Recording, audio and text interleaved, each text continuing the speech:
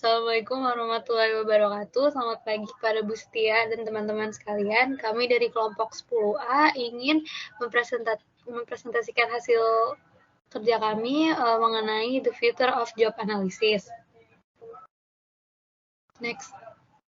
Selanjutnya anggota kelompok kami ada Rahmat Hadi Ramadan, ada Yuka Erika Maulia, Felicia Permana Tabina, saya sendiri, dan Deviana Febriandini. Next. Yang pertama ada changes in society. Perubahan paling besar dalam pekerjaan mungkin berasal dari perubahan nilai-nilai sosial. Sulit untuk mengatakan dengan yakin bagaimana perubahan tersebut akan mempengaruhi pekerjaan di masa depan. Namun, ada tren tertentu yang mungkin terbukti berpengaruh. Selain perubahan demografis, mungkin ada perubahan peran pekerjaan dalam kehidupan masyarakat. Jumlah pendidikan yang diterima rata-rata orang terus meningkat sejak revolusi industri, dan tampaknya tren ini akan terus berlanjut. Salah satu kemungkinannya adalah bahwa pekerjaan perlu mengakomodasi orang lebih dari yang dibutuhkan orang untuk mengakomodasi pekerjaan. Kemungkinan lain adalah bahwa pekerjaan akan menjadi semakin kompleks untuk memungkinkan individu yang terdidik mengalami pertumbuhan dan tantangan di tempat kerja. Kemungkinan lain adalah bahwa sifat dan kualitas interaksi sosial di antara karyawan dengan latar belakang yang beragam akan menjadi isu yang lebih penting di tempat kerja. Next.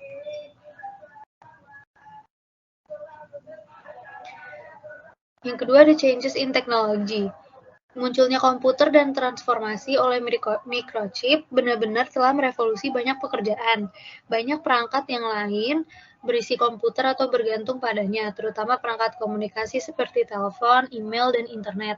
Meskipun komputer pada awalnya dikembangkan untuk masalah angka-angka dalam fisika dan matematika, mereka sekarang digunakan untuk tujuan yang sangat luas, termasuk perkiraan cuaca, menghasilkan gambar untuk film, iklan, dan situs web, mengelola mesin di mobil favorit, dan menerima panggilan telepon seluler dan email nirkabel.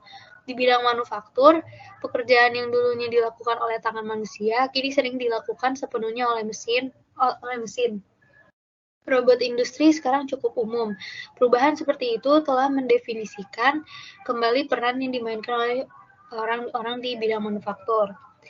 Akhirnya orang-orang mengkonfigurasi ulang mesin untuk mengubah produk. Dengan demikian, pekerjaan telah berubah dari merakit sesuatu menjadi menyiapkan, memantau, dan memecahkan masalah. Akibatnya, peran pekerja di bidang manufaktur telah berubah dari bekerja utama dengan satu tangan menjadi bekerja dengan kepala sendiri.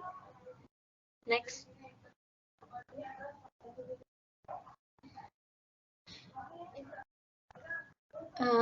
McNerney mengusulkan daftar faktor yang harus dipertimbangkan ketika menilai dampak teknologi.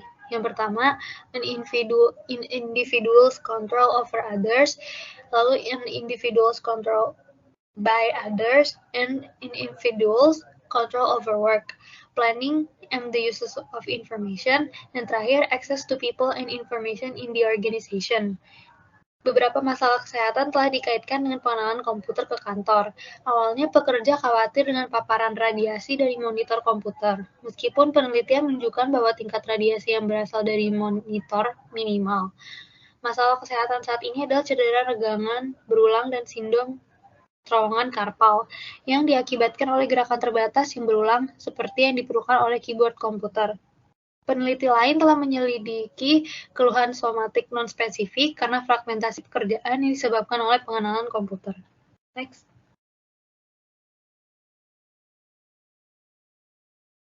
Di sisi lain, dengan serangan AI atau kecerdasan buatan yang berkembang ke tempat kerja, kita dapat merenungkan apa yang akan dibuat oleh mesin pintar untuk orang-orang.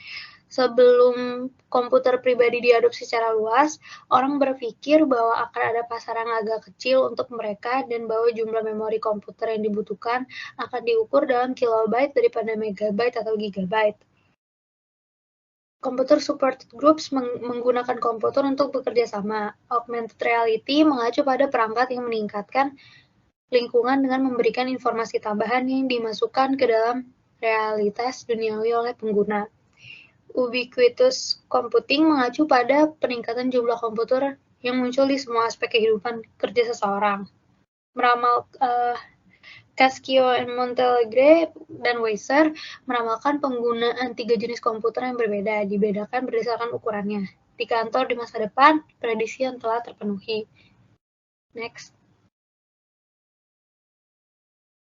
Akibat kemajuan teknologi dan laju perubahan yang cepat, stres karyawan dan cara mengatasi stres akan menjadi lebih kritis. Munculnya teknologi komunikasi nirkabel telah menciptakan lingkungan kerja yang selalu aktif, di mana semakin sulit untuk keluar dari pekerjaan, bahkan selama jam kerja. Hal ini menimbulkan tantangan yang jelas untuk menyeimbangkan kehidupan kerja dan non-kerja. Pemindahan pekerja manusia oleh mesin dan robot tidak diragukan lagi akan menjadi salah satu tantangan paling signifikan yang akan dihadapi oleh masyarakat di abad ini. Salah satu solusi yang diusulkan adalah memberikan pendapatan dasar kepada orang-orang yang menganggur yang tidak memiliki kesempatan untuk berpartisipasi dalam angkatan kerja karena perpindahan tersebut. Selanjutnya akan dipresentasikan oleh Deviana.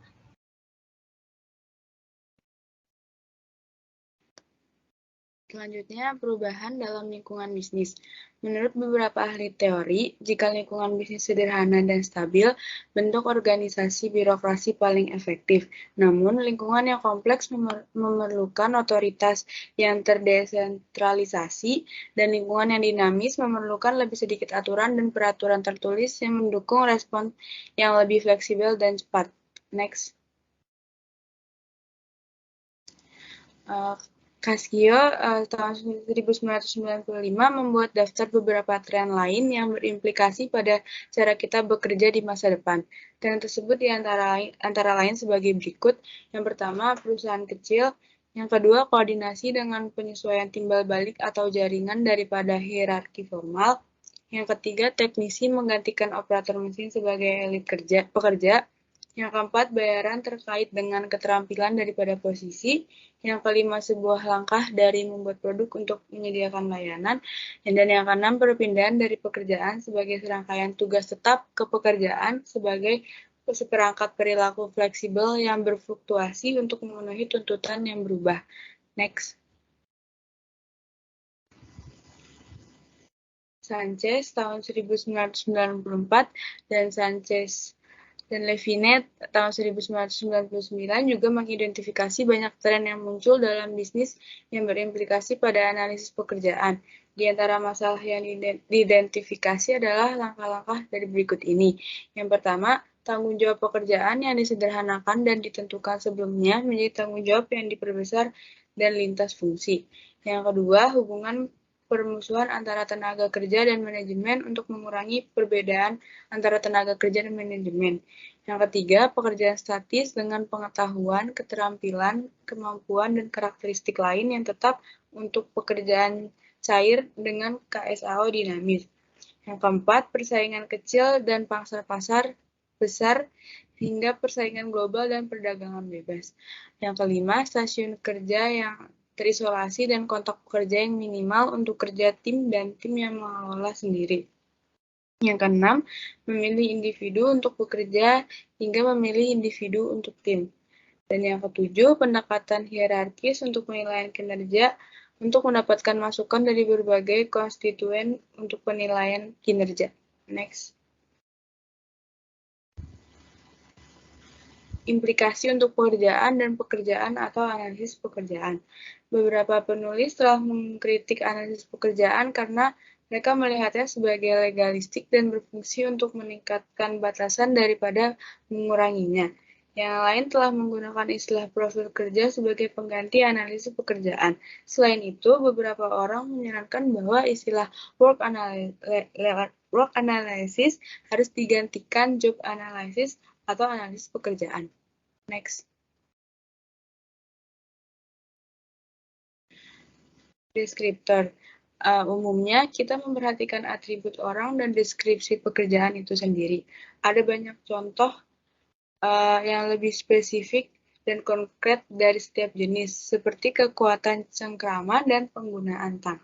Salah satu respons yang berpotensi efektif terhadap perubahan dalam mode kerja dan pekerjaan itu sendiri adalah munculnya pemodelan kompetensi. Next. Fleksibilitas. Analisis pekerjaan dapat menanggapi perubahan dalam beberapa cara. Salah satu Caranya adalah dengan mendefinisikan pekerjaan secara lebih inklusif sehingga pekerjaan seseorang adalah semua yang mungkin dia lakukan dalam periode waktu tertentu. Misalnya saat ini ada serangkaian pekerjaan di mana pekerja dirotasi untuk mengurangi kebosanan. Next. Hubungan interpersonal.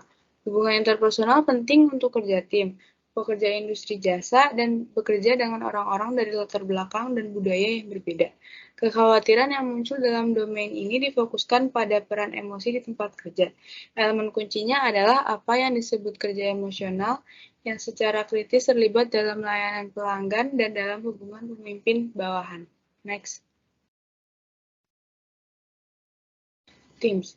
Ciri khas tim adalah bahwa mereka terdiri dari banyak anggota yang memiliki peran berbeda dan berbagi tanggung jawab bersama untuk hasil kerja yang berharga. Tim menyebabkan pentingnya hubungan interpersonal menjadi yang terdepan, karena anggota tim bergantung satu sama lain untuk melaksanakan pekerjaan.